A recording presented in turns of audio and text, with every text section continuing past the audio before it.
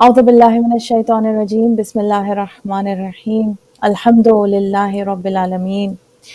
والصلاة والسلام على أشرف الأنبياء والمرسلين خاتم النبيين سيدنا ونبينا أبي القاسم محمد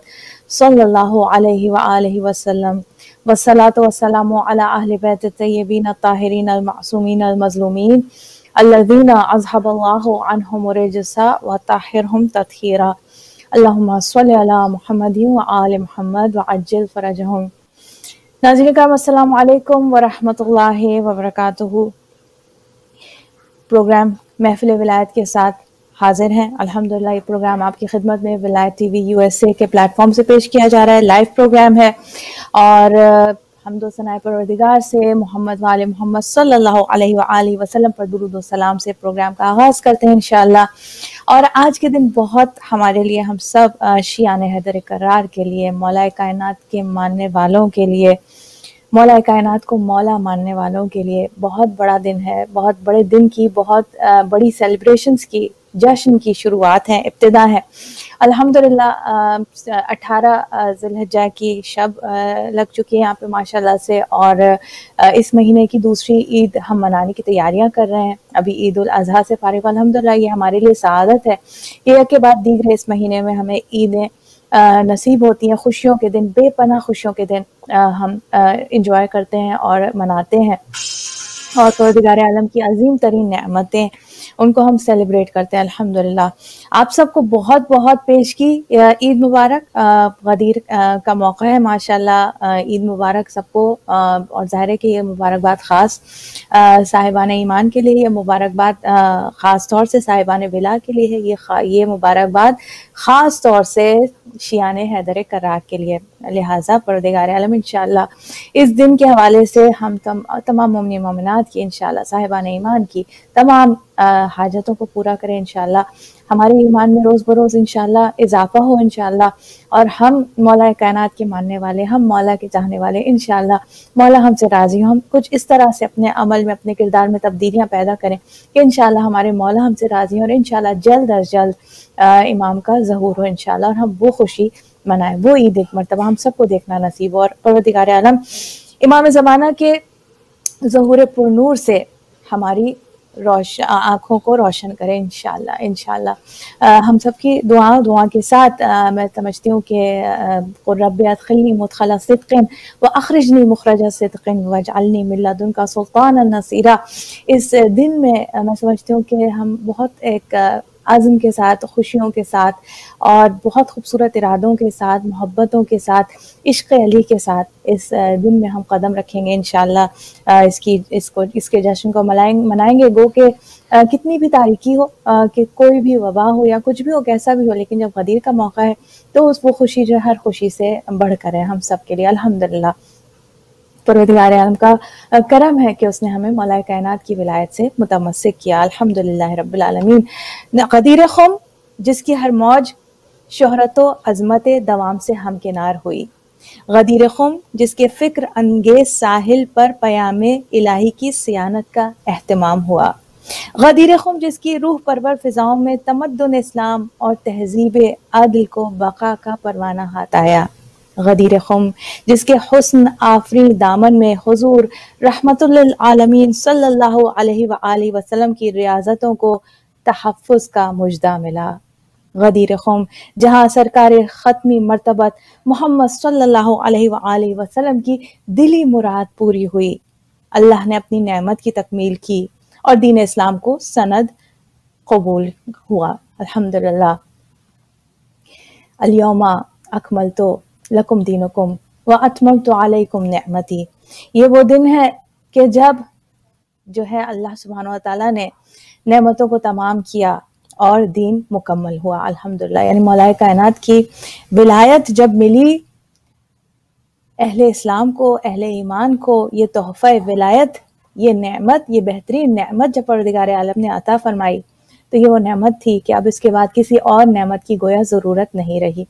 ناظرین آپ سب کو ایک بار پھر غدیر خم کی بہت زیادہ مبارکباد، عید غدیر کی بہت زیادہ مبارکباد، اور آج انشاءاللہ ہمارے ساتھ پروگرام میں شامل ہوں گی سسٹر عارفہ عابدی، الحمدللہ کچھ تھوڑے عرصے کے بعد ہمارے ساتھ شامل ہو رہی ہیں. میں ویلکم کروں گی, خوش آمدید کروں گی. السلام علیکم ورحمۃ اللہ وبرکاتہ, اور عید کی پیشگی مبارک. وعلیکم السلام سب کو, اہل ایمان کو, اور خاص کر محبان علی کو, محبان اہل بیت کو, سب کو, اور شیعان علی کو سب خاص کر عید شجاع, جس کو عید شجاع کہا جاتا ہے, مبارک ہو. کیونکہ یہ ماشاءاللہ سے جو یہ وہ عید ہے جو کہا جائے کہ اگر جس کے منانے کے لیے ہر امام نے زور دیا, اور آج کل خاص کر آج کے ماحول میں ہم کو اپنے بچوں کو اور اپنے آس پاس رہنے والوں کو یہ بتانا ضروری ہے کہ ہم کیوں شیعہ ہیں اور ہمارا عقیدہ کیا ہے. اور خاص کر اگر غدیر کے موضوع پہ اگر بات کی جائے تو ایک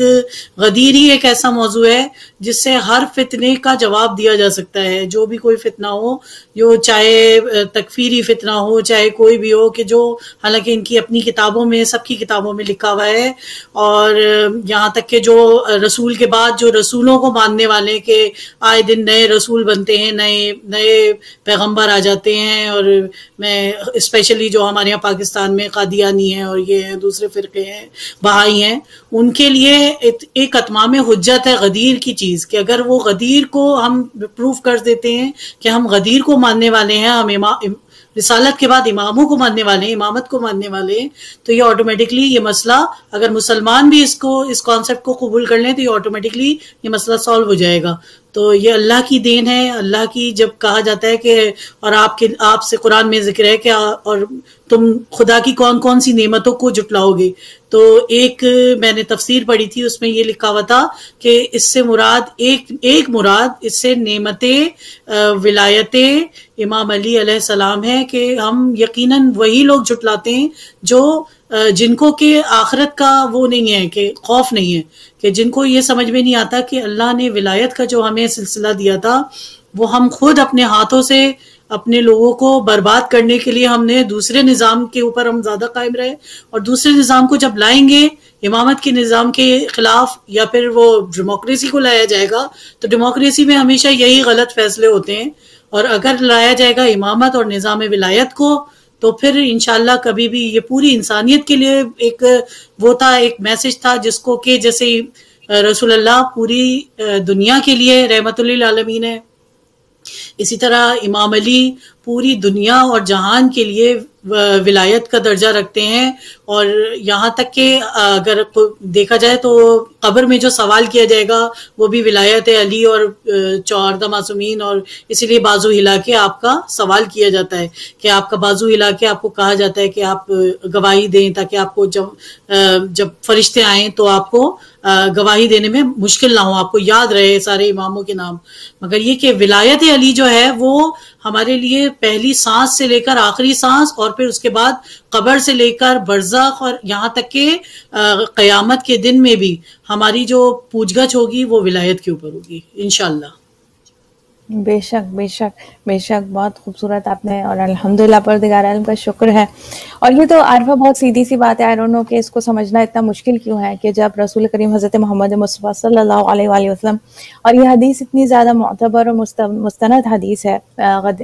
یہ جو عید غدیر کے حوالے سے جس حدیث کو ہم سیلیبریٹ کرتے ہیں کہ من کنت مولاہ فہذا علی مولا, یہ پورا واقعہ جو غدیر خم کا ہوا ہے, کہ جب رسول کریم حضرت محمد مصطفیٰ صلی اللہ علیہ وآلہ وسلم آپ تشریف لا رہے ہیں, حج سے واپس آ رہے ہیں تمام حاجیوں کے ساتھ, اور ایک بڑا مجمع آپ کے ساتھ تھا حاجیوں کا, حجاج کرام کا, تقریباً 1 لاکھ سے 1.25 لاکھ کا مجمع بتایا جاتا ہے, یا شاید اس سے بھی زیادہ. اور یہ پورا ایک واقعہ ہے, یہ تاریخ کا ایک واقعہ ہے جس کو پورا بیان کیا گیا ہے, اور ایسا نہیں ہے کہ کوئی یہ جو ہے گڑھ دیا گیا پورا واقعہ, ایسا نہیں ہے. یہ بہت مستند احادیث ہمیں پورے واقعے کے حوالے سے, اس واقعے میں جو رسول کریم صلی اللہ علیہ وآلہ وسلم نے جو گفتگو فرمائی, جو خطبے دیے, اور جس طریقے سے مولا کائنات کی ولایت کا اعلان کیا, کس طریقے سے سورہ مائدہ کی وہ آیتیں اتری, کہ جب رسول کریم صلی اللہ علیہ وآلہ وسلم کو انٹیمیٹ کیا گیا کہ اب آپ حدیث یہ غدیر کے موقع پر یہ آپ اعلان کر دیجئے مولا کائنات کے ولایت کا, یا اپنے بعد اپنے وصی کا، اپنے خلیفہ کا اعلان کر دیجئے. یہ آیات قرآنی نازل ہوئی، رسول کریم صلی اللہ علیہ وآلہ وسلم کو یہ حکم ملا، یہ اذن الہی ملا، اور اس کے بعد رسول کریم صلی اللہ علیہ وآلہ وسلم نے ایک مرتبہ تمام مجمع کو اکٹھا کیا جہاں پر یہ آیت نازل ہوئی. جب جبرائیل علیہ السلام نازل ہوئے،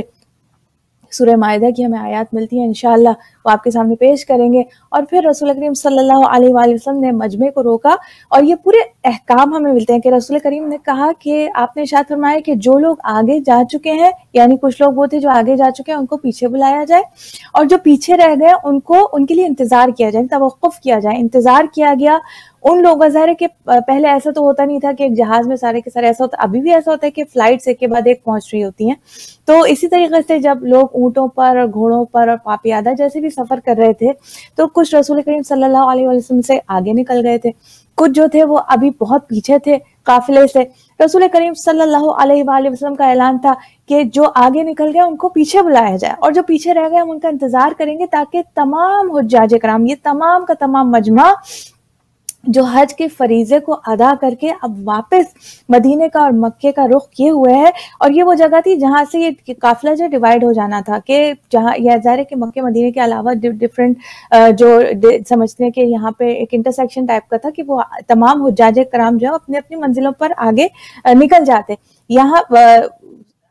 یہ مدینے کی طرف جب راستہ یہ مکے سے حج سے فارغ ہو کر جب مدینے کی طرف جا رہے تھے تو باہر طور تو اب یہاں پر رسول کریم نے سب کو ایک مرتبہ روکا ہے، اور پھر اس کے بعد ایک کہا کہ ممبر بنایا جائے، اور یہ پوچھا گیا کہ ممبر یہاں میدان میں ممبر کا کس طریقے سے انتظام ہو. اچھا یہ بھی سوچنے والی بات ہے کہ اتنا بڑا مجمع ہے، رسول کریم صلی اللہ علیہ وآلہ وسلم کو اعلان کرنا ہے اتنے سارے لوگوں کے درمیان، اور اس زمانے میں ہمیں اور آپ کو معلوم ہے کوئی ایسا نہیں تھا کہ مائک کا کوئی سسٹم ہو، کوئی میگا فون ہو، یا کوئی ایسا کوئی ٹیکنالوجی نہیں تھی. لیکن یہ بہر طور معجزہ ہے. رسول کریم صلی اللہ علیہ وآلہ وسلم نے کہا کہ ایسا ممبر تیار کیا جائے کہ جس پر سے پورا مجمع جو ہے وہ دور سے دیکھ سکے. اب یہاں پر آج کل تو بڑی آسانی ہو جاتی ہے نا کہ مولانا ایک جگہ جو ہے وہ اسپیچ کر رہے ہوتے ہیں اور بڑی بڑی اسکرینز ڈفرینٹ جگہوں پہ لگی ہوتی ہیں تاکہ ایک بڑا مجمع جو ہے وہ مولانا کو ویسے کہ ویسی دیکھتا ہے. وہاں پر رسول نے کہا کہ ارشاد فرمایا کہ ایک ممبر تیار کیا جائے. کس طریقے سے رسول نے کہا کہ اونٹ کے کجاووں کو ایک کے اوپر ایک، یہ اپنے انداز کا ایک انوکھا ممبر تھا جو ہمیں تاریخ میں اور کہیں نہیں ملتا. یہ فقط غدیر کے موقع پر رسول کریم صلی اللہ علیہ وآلہ وسلم کے حکم سے آپ کی انسٹرکشنز کے بعد یہ خاص ممبر اونٹ کے کجاووں کو ایک کے اوپر ایک رکھ کر یہ ممبر تیار کیا گیا. اور پھر یہ پوری تیاریوں کے بعد اچھا یہ ایک بڑی خوبصورت اس کا جو ایک پہلو ہے، عرفہ اس پہ آپ دیکھیں، غور کیجیے گا ناظرین، آپ بھی غور کیجیے گا کہ یہ ابھی حج سے سب لوگ واپس جا رہے ہیں اور گھروں پہ لوگ جو ہیں وہ منتظر ہیں کہ اب حجاج کا کوئی ایک اندازہ ہوتا تھا نا کہ بھئی 1 مہینے بعد واپس لوٹ آئیں گے یا 1 ہفتے بعد یا جو بھی ان کا اندازہ تھا. تو لوگ اب منتظر تھے کہ اب جو حج پہ گیا ہوا ہے ان کے گھر والے منتظر تھے کہ واپس یہ گھر لوٹیں، جو حج پہ گیا ہوا ہے جو وہ سب انتظار کر رہے تھے، اور ایک ٹائم فکس تھا کہ بھئی اتنے دنوں بعد اب پہنچ جانا چاہیے. لیکن یہاں غدیر کے موقع پر رسول کریم صلی اللہ علیہ وآلہ وسلم کے حکم سے قافلے کو کچھ وقت کے لیے، کچھ دنوں کے لیے ٹھہرایا گیا، جس میں اعلان بھی ہوا، جس میں بیعت بھی کی گئی. اور پھر تاکہ اس واقعے کی اس ہر رسول کریم کے ہر عمل کے اندر ایک حکمت موجود ہے. اس میں ایک ون آف دا مینی وزڈمز، بہت ساری حکمتوں میں سے ایک حکمت یہ بھی تھی کہ وہ جو لوگ منتظر تھے، جیسے ہمارے گھر میں فار ایگزامپل ہم کسی کا انتظار کر رہے ہیں اپنے بچے کا اسکول سے آنے کا، اور اسے اگر کسی وجہ سے دیر ہو جائے، بس فار ایگزامپل خدا نخواستہ راستے میں خراب ہو جائے تو اور گھر بچہ پہنچے گا تو ہم کہیں گے 2 بجے کے 4 بجے ہو گئے، تو ہم کہیں گے کہ کیوں اتنی دیر، کیا وجہ ہو گئی، مستقل پریشانی کا اظہار کریں گے، فون کریں گے، اور جب آئے گا پہلا سوال یہ ہوگا کہ اتنی دیر کیوں ہو گئی. اسی طریقے سے جب یہ قافلے والے واپس لوٹ رہے تھے تو اب جو لوگ انتظار کر رہے تھے گھروں پر، ان کے اندر ایک تشویش اور ایک انگزائٹی کی کیفیت تھی کہ انتظار تھا کہ یہ تو اب تک پہنچ جانا چاہیے تھا سب کو، یہ اب اتنی ڈیلے کیوں ہو رہی ہے، دیر کیوں ہو رہی ہے. تو آٹومیٹیکلی جب یہ لوگ گھر پہنچیں گے تو پہلا سوال گھر والوں کا ہوگا کہ آپ کو اتنی دیر کیوں ہوئی، کیا وجہ ہوئی کہ آپ کو آنا تھا کل کے دن اور آپ 3 دن بعد یا 4 دن بعد یا 5 دن بعد گھر پہنچ رہے ہیں. تو پھر جیسے ہی سوال کیا جائے گا تو جو بھی یہ پورا اعلان رسول کا سن کر آ رہا ہے وہ بتائے گا، یہ پورا واقعہ وہ نریٹ کرے گا، بتائے گا کہ دیر ہونے کی وجہ یہ ہوئی کہ ہم تو سیدھے سیدھے واپس واپس آ رہے تھے, لیکن رسول کریم نے اعلان کیا اور ایک جگہ قافلے کو ٹھہرایا گیا, اور چونکہ ہم اتنے دن یہاں پہ 3 دن 4 دن ہم نے توقف کیا, قیام کیا, اس لیے ہمیں 3-4 دن کا ڈیلے ہو گیا.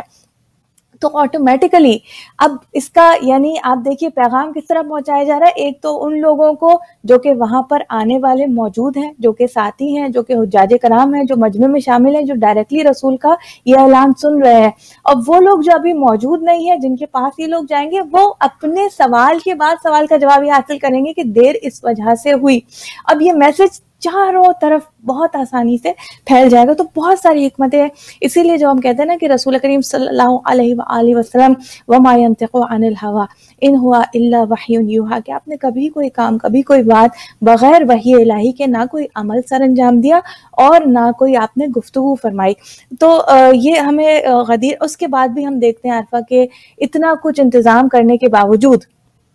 ہم دیکھتے ہیں کہ پھر بھی لوگ جو ہیں اس اعلان کے منکر نظر آتے ہیں. اس کے باوجود مطلب یہ مجھے پرسیپشن سمجھ میں نہیں آتا کہ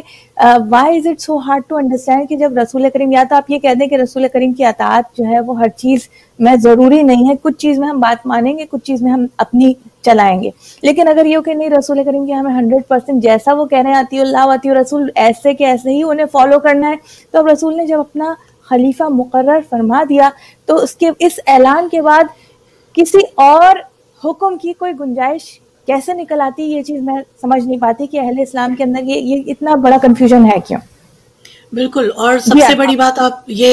یہ دیکھیں کہ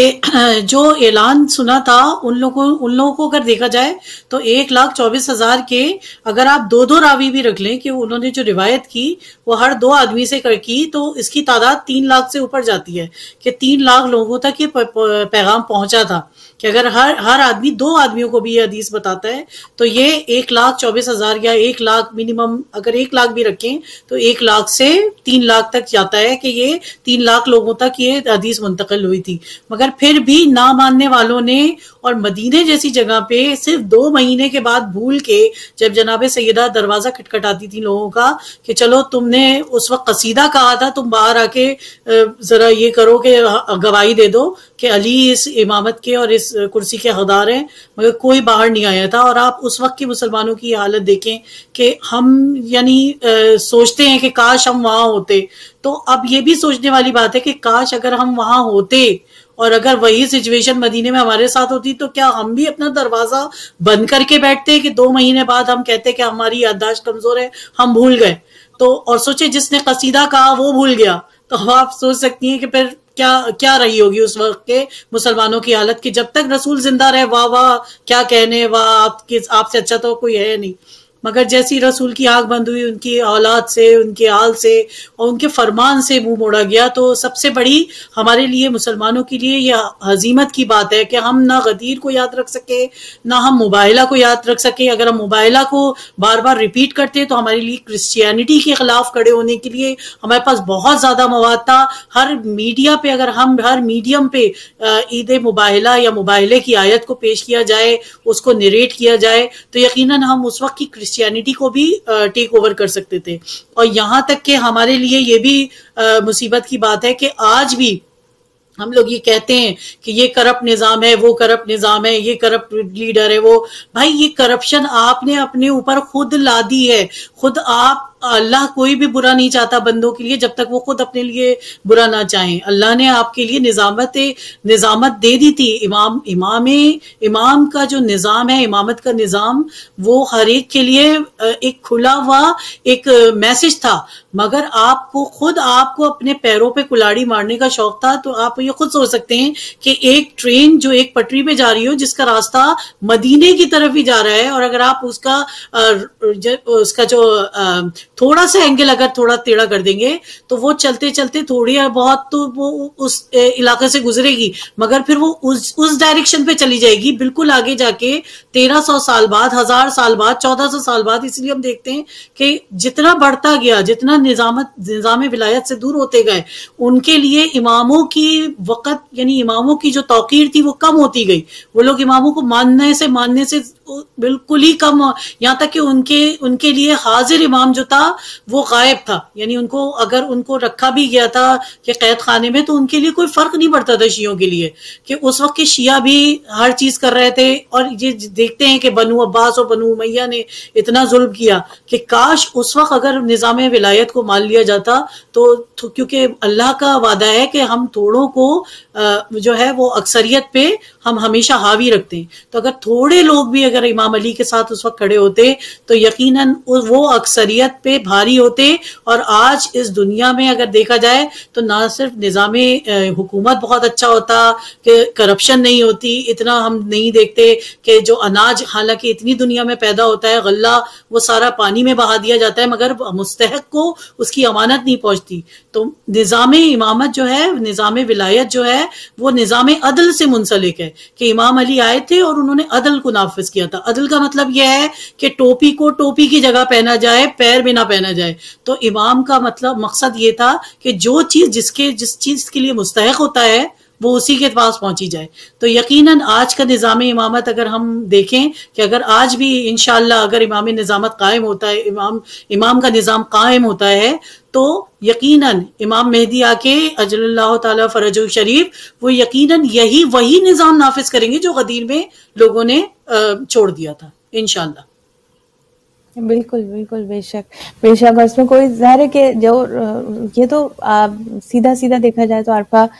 یعنی کہ رسول کریم صلی اللہ علیہ وآلہ وسلم تو کیا یہ تو اللہ کے فرمان کی جو ہے وہ نافرمانی ہے. کیا اللہ نے جو حکم دیا اس کی نافرمانی کرنا، کہ جب اللہ سبحانہ وتعالیٰ ارشاد فرما رہا ہے یہاں تک اگر انسان پہنچ جائے نا کہ کیا قرآن کریم میں آیت ہے کہ نہیں، اعوذ باللہ من الشیطان الرجیم بسم اللہ الرحمن الرحیم اطیعوا اللہ و اطیعوا الرسول. ابھی ہم اولو الامر کی بحث میں جائیں گے، ابھی ہم بات کریں اطیعوا اللہ و اطیعوا الرسول. اللہ کی اطاعت، بالکل لوگ جواب دیں گے کیا اللہ کی اطاعت ہے؟ ہاں اللہ کی اطاعت ہے. دوسرے سوال ہوگا کیا اللہ کے رسول کی اطاعت آپ سمجھتے ہیں آپ پہ واجب ہے؟ جواب آئے گا، میں سمجھتی ہوں شاید یہی جواب آئے کہ جی ہاں رسول کریم کی اطاعت واجب ہے. پھر اس کے بعد سوال آئے گا کیا حدیث غدیر جو کہ رسول کریم صلی اللہ علیہ وآلہ وسلم کا جو یہ اعلان ہے اور جو یہ خطبہ ہے اور جو پورا یہ واقعہ ہے، کیا آپ اس سے انکار کرتے ہیں؟ تو میں سمجھتی ہوں اگر یہ کوئی تعصب نہ رکھتا ہو، ظاہر ہے جو تعصب رکھتا ہو، جو جھوٹ بولنے پر آمادہ ہو، اس سے تو انسان اس سے پھر کیا، پھر سے تو بحث ہی ختم ہو گئی. لیکن اگر یہاں تک کوئی اقرار کرتا ہے کہ اللہ کو ہم اللہ کی اطاعت واجب، رسول کی اطاعت واجب، اس کے بعد کیا غدیر خم کا واقعہ ہوا؟ ہاں واقع ہوا. کیا غدیر خم کے اعلان سے آپ واقف ہیں؟ جی واقف ہیں.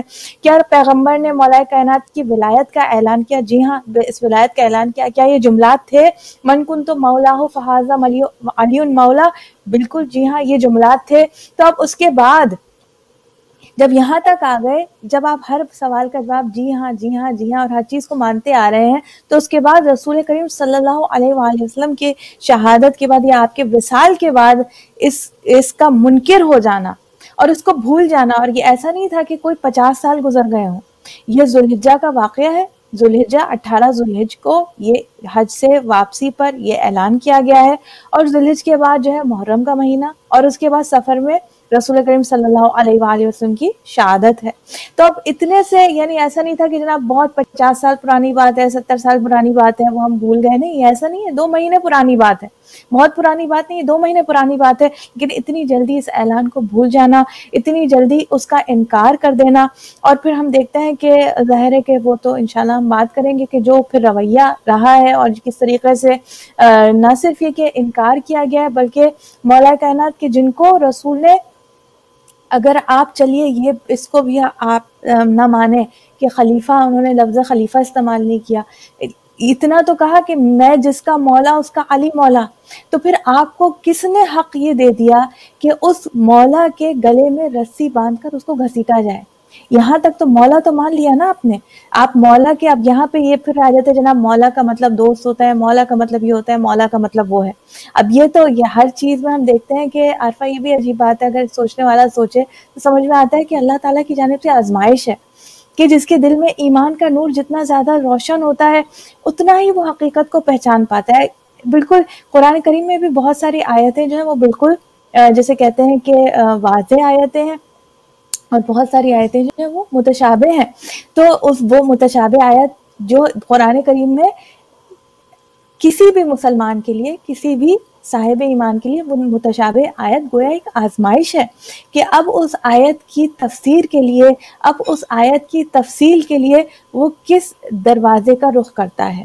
اس کو سمجھنے کے لیے وہ کس رسی کا، اللہ کی کس رسی کا سہارا لیتا ہے، کس اللہ کے کس نمائندے سے، کس ہادی سے متمسک ہوتا ہے. یہ امتحان ہے. یہاں پر بھی مولا کہہ دینا، اب مولا کا جو بھی وہ ڈیفائن کریں، لیکن جو آگے آ کے ہم دیکھتے ہیں کہ جو حالت ہوئی ہے اور جس طریقے سے برتاؤ رہا ہے مسلمانوں کا، اور جس طریقے سے مولا کائنات کو، اور یہ اگر چلیے دوستی ہی سمجھ لیجئے، تو دوستی یہ دوستی ہوتی ہے کہ دوست کے گھر پہ جس کو رسول کہتے ہیں جس کا میں دوست اس کا علی دوست، اور اس کے گھر کو آگ لگا دینا. اس کی ایک آپ یہ بھی دیکھیں، توجہ دیکھیں کہ آپ جو ہے جب قرآن کی کوئی ایک آیت ہے نا کہ کہا جاتا ہے کہ نماز کے قریب نہ جانا، تو نماز کے قریب نہ جانا کا مطلب یہ نہیں ہے کہ آپ بس نماز کے قریب نہ جانا لے کے آپ یہ کہہ دیں کہ قرآن میں تو یہ لکھا ہوا ہے نماز کے قریب نہ جانا. تو نہیں، اس حالت میں جب تم نشے کی حالت میں ہو تو نماز کے قریب نہ جانا. پوری آیت یہ بنتی ہے، جب تک نشہ نہ ہو، تمہیں نشہ کی حالت ہو تو نماز کے قریب نہ جانا. تو اگر آپ دیکھیں اس کا پورا جو من کنتو مولا فہذا علی مولا سے پہلے کی بھی آپ اٹھا کے دیکھیں، پوری روایت یہ ہے جو کہ خود امام مالک نے لکھی ہے اپنی کتاب میں کہ اللہ مولائی وانا مولاکم ومن کنتو مولا فہذا علی مولا، یعنی اللہ میرا مولا ہے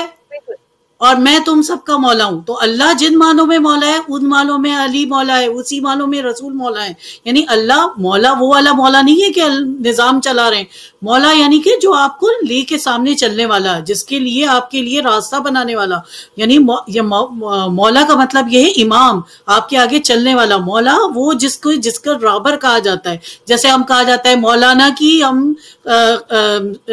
تاسی میں ہم پیچھے نماز پڑھ رہے ہیں، تو وہ بھی تو مولا ہیں، ان کو بھی تو مولا کہا جاتا ہے. تو اس کا مطلب یہ کہ آپ ان کو دوست سمجھ کے ان کے پیچھے نماز پڑھ رہے ہیں. یقیناً نہیں، امام جماعت کو بھی مولا کہا جاتا ہے، مولانا کہا جاتا ہے. اسی لیے مولا کا لفظ جو ہے وہ رہبر، لیڈر، ایز اے قائد کے یوز کیا گیا ہے کہ آپ کو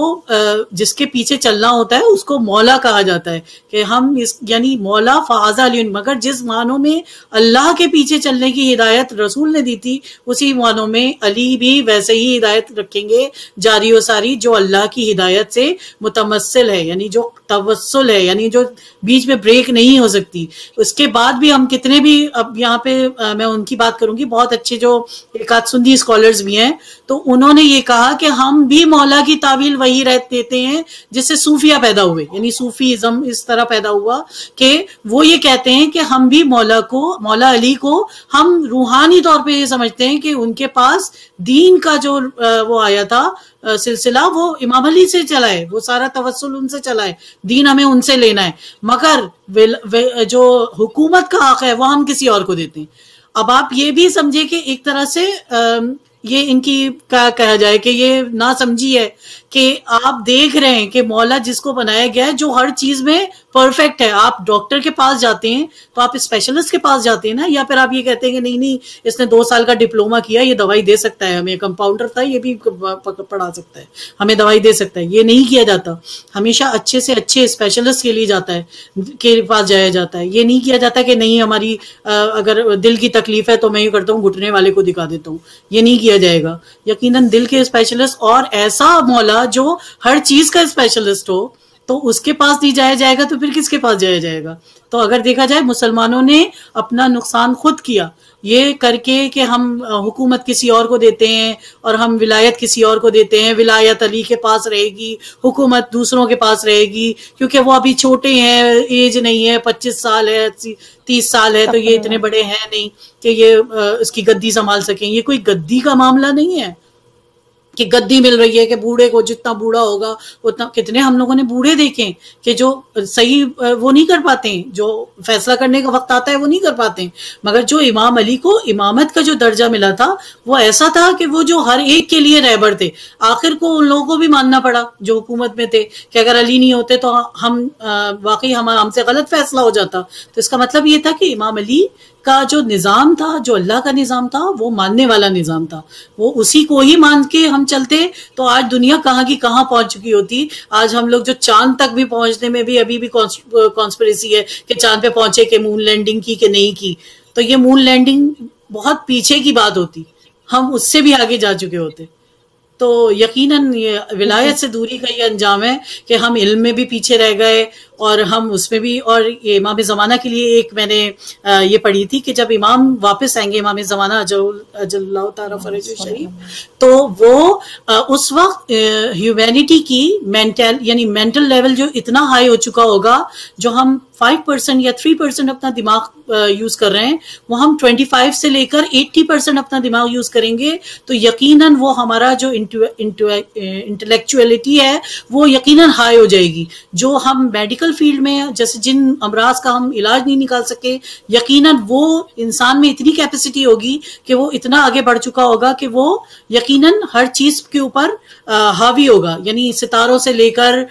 میڈیکل فیلڈ اور انسانیت کے حقوق اور انسانی حقوق کے لوگ کھڑے ہوں گے زکوٰۃ دینے کے لیے، اور ان کے سے کوئی زکوٰۃ یا فطرہ یا صدقہ لینے والا کوئی نہیں ہوگا. تو یہ حالات اسی وقت ہو سکتے ہیں جب انسان اپنا ریسورسز صحیح سے استعمال کرے اور اپنا انٹلیکچوئل جو لیول ہے اس کو یعنی اٹموسٹ یوز کرے، جتنا ہو سکے اتنا وہ یوز کیا جائے. بالکل، بے شک بے شک. بہت زبردست آپ نے کہ جب انشاءاللہ امام زمانہ کا ظہور ہوگا انشاءاللہ. اور آج جمعے کا دن ہے بائی دا وے ناظرین کرام، ظاہر ہے کہ خوبصورت دن جمعے کا دن. جمعے کی بھی آپ کو بہت بہت جمعے کا دن مبارک ہو، اور غدیر کی بھی مبارکباد ہو، بار بار مبارک ہو الحمدللہ. اور جمعے کا دن جو ہے وہ امام زمانہ کا دن ہے. کل جو ہے وہ ہمارے 11ویں امام کا دن تھا، تھرسڈے کا دن. آج امام زمانہ کا دن ہے، اور امام زمانہ کا ظہور بھی متوقع ہے کہ جمعے کے دن ہی ہوگا انشاءاللہ. تو انشاءاللہ پروردگار عالم ہمیں انشاءاللہ ہماری توفیقات خیر میں اضافہ فرمائے، انشاءاللہ ہمارے دلوں میں نور علم جو ہے وہ داخل فرمائے انشاءاللہ، اور ہم اس علم کے ذریعے حقیقت کو اور حق کو پہچان سکیں انشاءاللہ. یہاں تک تو پروردگار عالم نے ہمیں بس بہت بڑا کرم کیا کہ مولا کائنات کے باب العلم یعنی باب العلم تک ہمیں پہنچا دیا، باب مدینۃ العلم تک ہمیں پہنچا دیا، یہاں تک ہمیں رسائی دے دی. لیکن ابھی سفر بہت طویل ہے ناظرین، ابھی بہت آگے تک جانا ہے، ابھی بہت کوششوں کی ضرورت ہے، ابھی بہت جد و جہد کی ضرورت ہے انشاءاللہ. اور اس کے لیے ہم ظاہر ہے کہ خود ہماری بھی اس میں کوشش ہوگی، اور ظاہر ہے کہ اللہ سبحانہ وتعالیٰ انشاءاللہ ہماری توفیقات میں اضافہ فرمائے. ناظرین، یہ جو غدیر کا موقع ہم دیکھتے ہیں کہ جیسے میں نے آپ کے سامنے عرض کیا کہ وہ جب واپسی ہو رہی تھی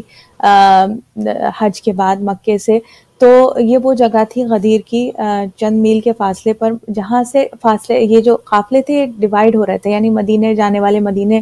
چلے جائیں گے، مصر جانے والے مصر چلے جائیں گے، عراق جانے والے. ہوتا ہے نا کہ ایک ڈائیورژن بنا ہوا ہے، ایک پوائنٹ ہے جہاں تک تو سارے قافلے ساتھ ساتھ چل رہے ہیں، لیکن اس کے بعد سب کے راستے جو ہیں وہ الگ الگ ہو جائیں گے. اس جگہ پہ اس سے پہلے کہ سب کے راستے جدا ہو جائیں، وہاں پر یہ غدیر کا یہ جو مقام ہے، وہاں پہ ایک تالاب بھی تھا. تالاب کو بھی جوفا، اس جی مقام کا نام ہے جوفا، جہاں پہ احرام باندھتے ہیں. جیسے جو ہم مدینے سے کیونکہ آئے تھے تو مجھے یاد ہے کہ عمرہ کرنے کے لیے بھی جو لوگ ہوتے ہیں وہ جوفا مقام ہے، اور اس جگہ پہ جو کنواں تھا اس کا نام تھا غدیر. تو اس وجہ سے غدیر یا پونڈ کہلایا جا سکتا ہے کہ وہ ایک نہر تھی. اور اس وقت رسول اللہ نے سارے اس وقت کے درخت آس پاس کے کٹوا دیے تھے. تو میرا جب جوفا جانے کا موقع ملا تو میں نے تھوڑا سا آس پاس میں دیکھا، تو وہ اس علاقے میں آج تک ابھی تک کوئی درخت یا کوئی پودا وودا نہیں ہے آس پاس میں، کیونکہ اس کو رسول اللہ نے کٹوا دیا تھا. تو باہر تھا. تو یہ وہ مقام ہے کہ جہاں پر غدیر خم، جہاں پہ تالاب تھا اور تالاب کو بھی غدیر کہتے ہیں، تو وہاں پر سب کو جمع کیا، اور اس کے بعد جو ہے وہ اس طریقے سے نماز بھی ادا کی گئی، ممبر تیار کیا گیا جو اپنی نوعیت کا یہ تاریخ میں ایک بالکل منفرد انداز کا یہ ایک ممبر تھا. اچھا، آیت قرآن جو کہ نازل ہوئی وہ آپ کے سامنے میں پیش کرتی چلوں. سورہ مائدہ کی، آپ سب کو معلوم ہے سورہ مائدہ کی آیت کی، جس میں پروردگار عالم کو رسول کریم کو ایک مرتبہ حکم دیا جا رہا ہے. اور یہ ظاہر ہے کہ آپ سے بہتر کون جانے گا کہ یہ آیت کیا تھی اور اس کا معنی کیا تھا، لیکن میں ایک یاد دہانی کے لیے آیت پیش کرتی ہوں، کیونکہ جتنی دفعہ جب بھی غدیر کا تذکرہ ہوتا ہے اس آیت کے سننے کا مزہ ہی کچھ اور ہوتا ہے کہ رسول کریم صلی اللہ علیہ وآلہ وسلم کو پروردگار عالم ایک اہم اعلان کرنے کا کس انداز سے حکم دے رہا ہے. اعوذ باللہ من الشیطان الرجیم، بسم اللہ الرحمن الرحیم. یا ایھا الرسول بلغ ما انزل الیک من ربک، اے رسول تمہارے پالنے والے کی جانب سے تم پر جو حکم نازل ہوا ہے اب اس کی نشر و اشاعت شروع کر دو، بلغ ما انزل الیک من ربک، پہنچا دو وہ چیز جو اللہ سبحانہ و تعالیٰ نے تم پر نازل فرمائی ہے۔ اب یہ بھی سوچنے کی بات ہے کہ یہ تو بالکل اختتام بعثت ہے، آپ سمجھیے 2 مہینے بعد رسول کریم کا وصال ہونے والا ہے، تو یہ یہ ایسی کوئی بات ہے، یہ ایسا نہیں، یہ اعلان اگر وہ ہوتا کہ جناب ابھی رسول کریم نے ابھی تبلیغ شروع نہیں کی ہے اور اللہ سبحانہ تعالیٰ یہ حکم دے رہا ہے کہ بلغ، تو بہت آسانی سے سمجھ میں آ جائے گا کہ جناب ابھی تک تبلیغ شروع، اور شروع میں ظاہر ہے کہ خیر ہم ڈیٹیل میں نہیں جا رہے باہر طور، لیکن یہاں پر جبکہ اب رسول کریم جو ہے آپ کی تبلیغ کا زمانہ 23 سال کا زمانہ، اب اس 23 سال کے زمانے میں فقط 2 مہینے جو ہے وہ باقی رہ گئے ہیں، اب یہ اللہ سبحانہ و تعالیٰ حکم دے رہا ہے کہ بلغ ما انزل الیک، جو کہ آپ کو جو حکم دیا گیا ہے، جو کچھ آپ پر نازل کیا گیا ہے، اس کو آپ لوگوں تک پہنچا دیجئے۔ وَإِن لَّمْ تَفْعَلْ، پر دیکھیے جملات، آپ دیکھیے اس کو، یعنی اس کی خوبصورتی کو محسوس کیجئے کہ کتنا امپورٹنٹ یہ اعلان ہے۔ 23 سال کی تبلیغ اختتام کو پہنچ رہی ہے، 2 مہینے باقی رہ رہے ہیں، 23 years most of the time of تبلیغ is finished، سارے پیغامات پہنچائے جا چکے ہیں۔ یہاں پر اللہ سبحانہ و تعالیٰ حکم دے رہا ہے پہنچا دیجئے وہ جو آپ پر نازل کیا گیا ہے، بلغ ما انزل الیک، اور پھر ساتھ میں کیا کہہ رہا ہے، وَإِن لَّمْ تَفْعَلْ فَمَا بَلَّغْتَ رِسَالَتَهُ، اور اگر تم نے یہ نہ کیا، فَإِن لَّمْ تَفْعَلْ، وَإِن لَّمْ تَفْعَلْ، اور إِن لَّمْ، اگر آپ نے یہ نہیں کیا، لم تفعل، اگر آپ نے یہ نہیں کیا، فما بلغت رسالتہ، تو گویا رسالت کے فرائض ہی پورے نہیں کیے۔ کتنا بڑا یہ جملہ ہے، کتنی بڑی آیت ہے، کس طریقے سے، کس انداز، کیا وہ ایک امپورٹنٹ میسج ہے کہ رسول کریم صلی اللہ علیہ وآلہ وسلم، یا دیکھیے عربی میں جو اس کو بالکل ورڈ ٹو ورڈ، اس میں یہ نہیں ہے کہ جناب شیعوں نے کوئی اور ٹرانسلیشن کر لیا اور بقیہ مسلمانوں نے کوئی اور ٹرانسلیشن کیا، کوئی بھی اگر عربی کا جاننے والا اس کی ٹرانسلیشن کرے گا تو بالکل یہی ورڈ ٹو ورڈ ٹرانسلیشن ہوگی، وَإِن لَّمْ تَفْعَلْ، اور اگر، اور اگر آپ نے لم تفعل یہ نہیں کیا تو فما بلغت رسالتہ، تو گویا آپ نے رسالت کا فریضہ ہی انجام نہیں دیا۔ یہ کون سا ایسا اعلان ہے کہ 23 سال کی جو رسالت کے تمام پیغامات پر یہ پیغام جو ہے حاوی ہے، ان تمام پیغامات سے امپورٹنٹ ہے کہ اگر اب یہ پیغام نہیں دیا گیا تو گویا رسول کو اللہ سبحانہ و تعالیٰ کہہ رہے کہ گویا آپ نے رسالت کا فریضہ ما بلغت رسالتہ، تو پھر آپ نے رسالت کا گویا فریضہ انجام نہیں دیا۔ اور پھر واللہ یعصمک من الناس، اور خدا تمہیں لوگوں کے شر سے محفوظ رکھے گا، واللہ، بے شک اللہ، یعصمک من الناس، آپ کو محفوظ رکھے گا۔ یعنی اب جو آپ یہ اعلان کرنے جا رہے ہیں اس میں شاید کوئی یہ سوال کر دے، اور سوال کرنے والے نے سوال کیا، کیا سوال کیا کہ یا رسول اللہ، آپ نے کہا اللہ ایک ہے، ہم نے مان لیا، آپ نے کہا میں اللہ کا رسول ہوں، ہم نے مان لیا، آپ نے کہا نماز اس طریقے سے ادا کرنی ہے، ہم نے مان لیا، آپ نے کہا حج اور روزہ اور زکوٰۃ اس طریقے سے ادا کرنا ہے، ہم نے مان لیا، اور اب آپ اس سب کے بعد ہمیں یہ کہہ رہے ہیں کہ آپ نے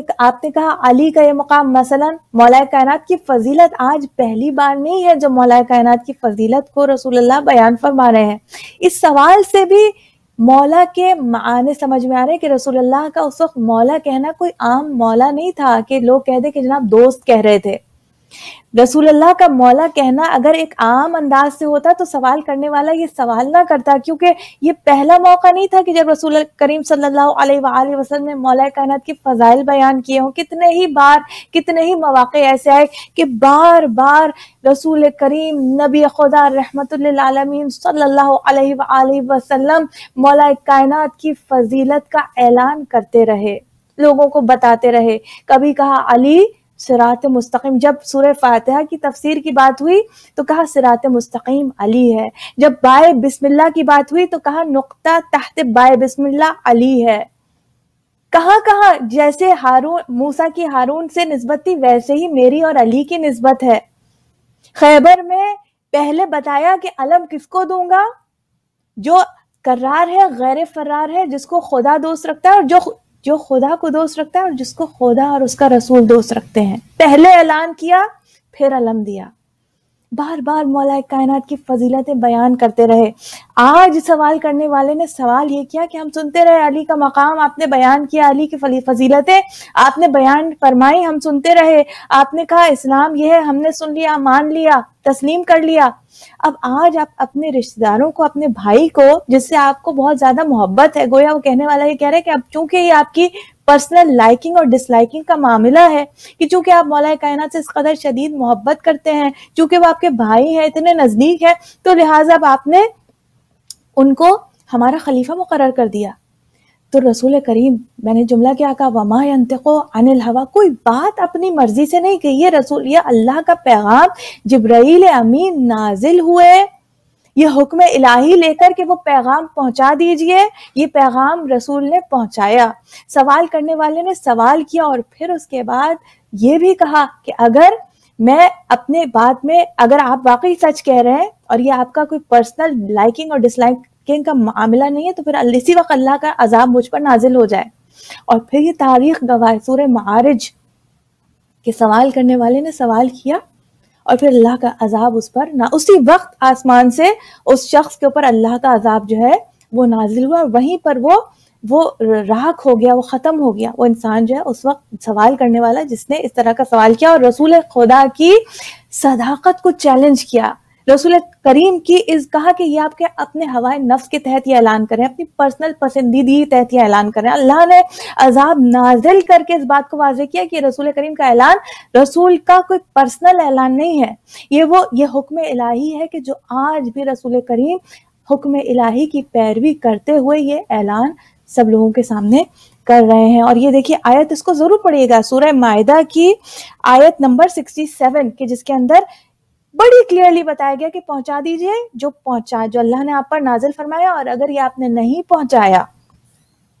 تو گویا آپ نے رسالت کے فریضے کو انجام نہیں دیا. اور اللہ رسول کریم محسوس کر رہے تھے کہ اب جیسے ایک سوال کرنے والے نے سوال کر دیا، بہت سارے ایسے سوال کرنے والے تھے جن کے دلوں میں سوال تھا لیکن لبوں پر بخن تھا، جن کے دلوں میں سوال تھا، جن کے دلوں میں شبہہ تھا، جن کے دلوں میں شک تھا، لیکن لبوں پر مبارکباد تھی. رسول کریم کے تمام لوگوں کے عزائم سے واقف تھے، نیتوں سے واقف تھے، ان کے خلوص سے واقف تھے کہ جو بہت سارے مسلمان اس پورے مجمع میں موجود ہیں، ان کا موقف خوشنودی پروردگار نہیں ہے، ان کا موقف حکومت ہے، یہ حکومت حاصل کرنا چاہتے ہیں. آج جب اعلان ولایت علی ہوگا تو بہت سارے مسلمان جو ہے معترض ہو جائیں گے. بس اللہ نے ایک مرتبہ رسول کریم کے قلب پر سکون نازل کیا یہ کہہ کر کہ آپ کو اللہ جو ہے وہ انسانوں سے، دیکھیں یہاں پر مومنین نہیں کہا، یہاں مسلمان نہیں کہا، یہاں پر کہا ناس، لوگوں سے اللہ آپ کو محفوظ رکھ، پریشان نہیں، اعلان کر دیجئے. حسد کرنے والے حسد کرتے رہیں گے لیکن کوئی آپ کو نقصان نہیں پہنچا سکتا. تو باہر تو رسول کریم نے یہ اعلان کیا اور اس کے بعد ہم اس کو تھوڑا سا آگے کنٹینیو کریں گے. یہاں پر میں چاہوں گی کہ سسٹر عارفہ آپ سے میں درخواست کروں گی کہ کوئی مولا کائنات کے حوالے سے، غدیر کے حوالے سے کچھ اشعار. بالکل، یہ غدیر سے تو نہیں ہے متعلق، مگر یہ کہ میرے پاس مولا علی کا ایک ہے کہ جس میں مولا علی کے لیے انہوں نے اس بحر میں کہا ہے جیسے ہر لہجہ ہے مومن کی نئی شان نئی آن، تو اس بحر میں ایک مولا علی پہ قصیدہ کہا گیا ہے، تو وہ میں پڑھنا چاہوں گی اس وقت. تو بہت ہی اچھا ہے جی، بالکل، کہ ہر لہجہ ہے مومن کی نئی شان نئی آن، پر اس کے لیے شرط ہے حیدر پہ ہو ایمان. حیدر کے سوا کون ہے اس مصرے کا مصداق، گفتار میں کردار میں اللہ کی برہان. اس وصف خدا کے علی حامل نظر آئے، دنیا میں بھی میزان قیامت میں بھی میزان.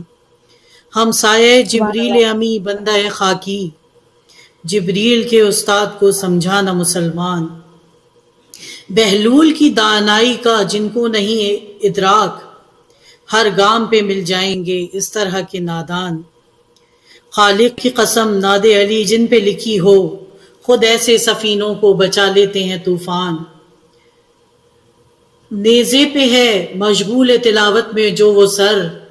قاری نظر آتا ہے حقیقت میں ہے قرآن، حقیقت میں ہے قرآن. سبحان اللہ. ہر لہجہ ہے مومن کی نئی شان نئی آن، نئی شان پر نئی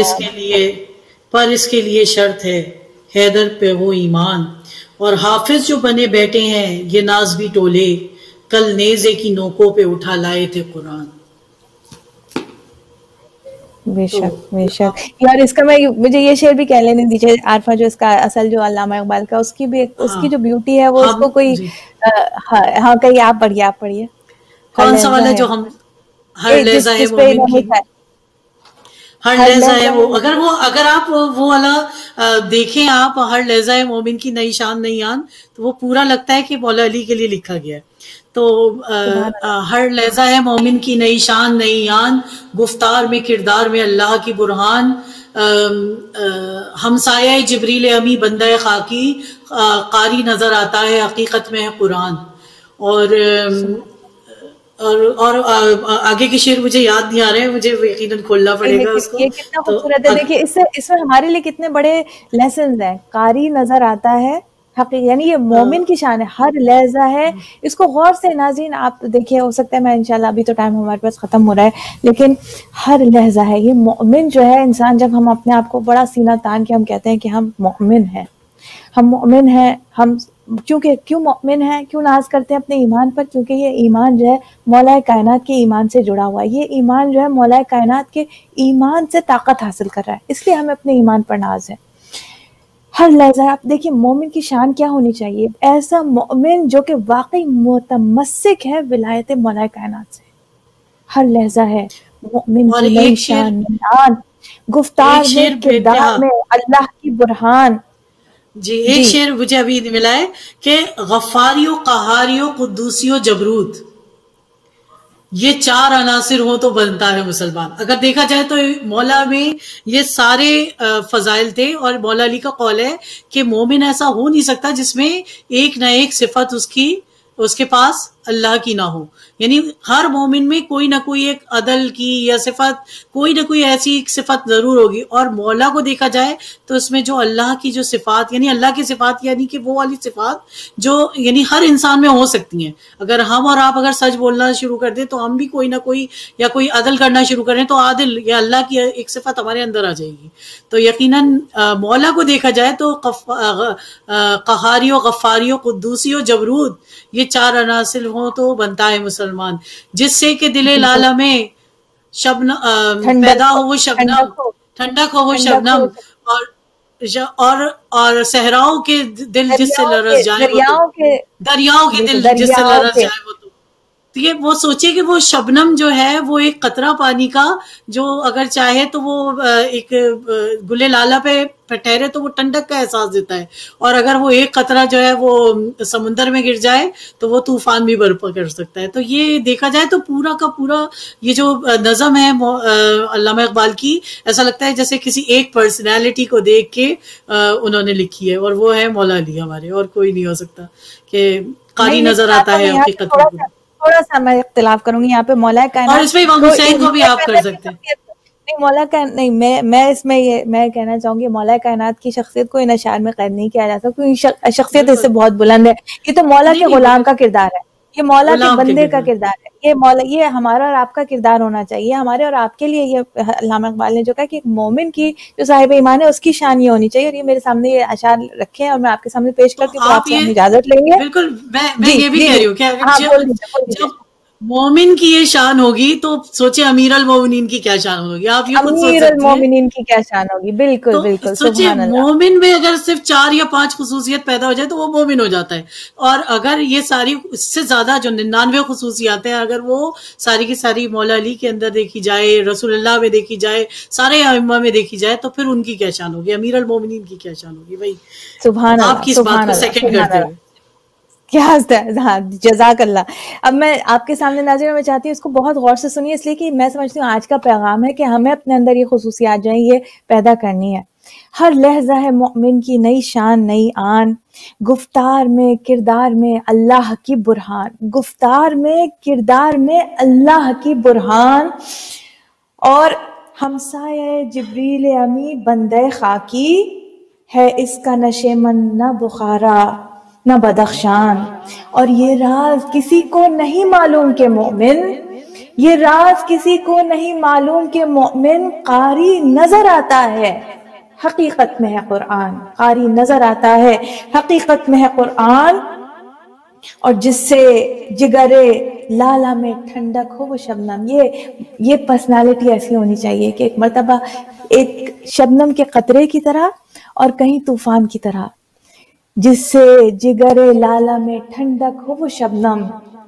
دریاؤں کے دل جس سے لرز جائیں وہ طوفان۔ ہر لہجہ ہے مومن کی نئی آن نئی شان، گفتار میں کردار میں، گفتار میں کردار میں اللہ کی برہان۔ ناظرین بس اس کے ساتھ میں آپ سے اجازت چاہوں گی، پروگرام کا وقت ہمارا ختم ہوا چاہتا ہے، اور میں سسٹر عارفہ کی بہت زیادہ شکر گزار ہوں، بہت اچھا، ہمارے بہت دنوں بعد آپ آئی ہیں اور ہم نے آپ کو مس کیا ہے، پچھلے کچھ دنوں میں بہت مس کیا ہے، اور I hope all is well انشاءاللہ۔ ہم نے سنا تھا آپ کے یہاں کچھ مہمان وغیرہ آئے ہوئے ہیں، تو اللہ تعالیٰ آپ کی مہمان نوازی کو قبول کرے انشاءاللہ۔ اوہ آپ کی آواز کچھ وہ ہوئی بھی ہے بہت، ہاں سوری میں نے میوٹ کیا تھا، بہت زیادہ نہیں، میں نے زیادہ لوگ تو بلا بھی نہیں سکتے، تو بس 2-4 لوگوں کو بلایا گیا تھا کہ بس چلیں عید کا دن تھا تو، اور اتفاق یہ کہ جمعے کے دن ہی عید تھی، تو بس یہ کہ بس اللہ ہم کو اس آفت سے نکالے اور جلد سے جلد ہم لوگ ویسے ہی ساری جشن کریں جیسے ہم نے غدیر کا ہم نے پچھلے سال جشن کیا، اور ہر جگہ ہر سال ہم کچھ نہ کچھ ضرور کرتے تھے۔ بس اس بار یہ مسنگ ہے کہ اب محرم کے لیے لوگ بہت تڑپ رہے ہیں کہ نوحہ مجلس و ماتم یہ ہماری زندگی ہے، مگر یہ کہ حدیث تو ہمیں مل جائے گی، مگر نوحہ و ماتم کا جو ایک طرح سے کہا جاتا ہے کہ ہم صرف اور صرف مجمع کے ساتھ ہی کر سکتے ہیں، وہ یہ ایک ایسی عبادت ہے جو ایک ہی ایسی چیز ہے جو مجمع میں ہی ہو سکتی ہے، نوحہ و ماتم۔ خیر گھر پہ بھی بیٹھ کے آپ نوحہ سن سکتے ہیں، رو سکتے ہیں، مگر جو ماتم کی کیفیت جو ہوتی ہے وہ مجمع میں ہی ہوتی ہے۔ تو بس دعا کریں سب لوگ مل کے کہ ہمیں یہ اس بیماری سے اور اس عذاب سے نجات ملے، تاکہ اللہ جو ہے ہمیں بالکل